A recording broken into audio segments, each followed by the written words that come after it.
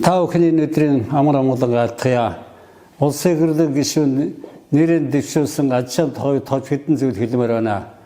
Яагаад би хэлэх ёстой гэхээр хар багаас нь хэлж ачааг сайн мэднэ. Сүүлийн 40 жил хамтран ажиллаж тэрний үйл ажиллагааг их сайн таньдаг мэддэг болсон учраас би хэлж байгаа юм аа.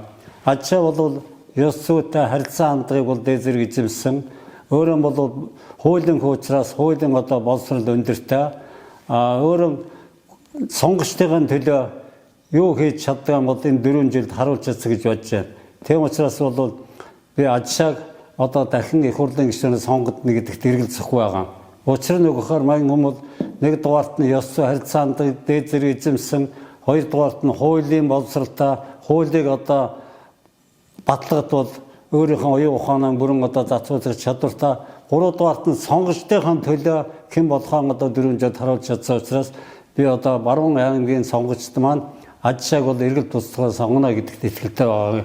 Үүгээр илэрхийлж байна. За Баруун аймгийн сонгогч та нар маань энэ удаад нам харгалзахгүйгээр уул нэр дэвшигч маань хэн гэдэг зүйлийг сонгоход хамгийн зүйтэй санал болно гэдгийг Ахмад хүний хувьд би хэлмээр байна. 2024 оны улсын их хурлын ээлжид сонгуулийн 2 дугаар тойрог Ховд, Увс, Завхан, Говьолтай аймагуудад ардчилсан намаас нэр дэвшигч Ширнэн бандийн ачаа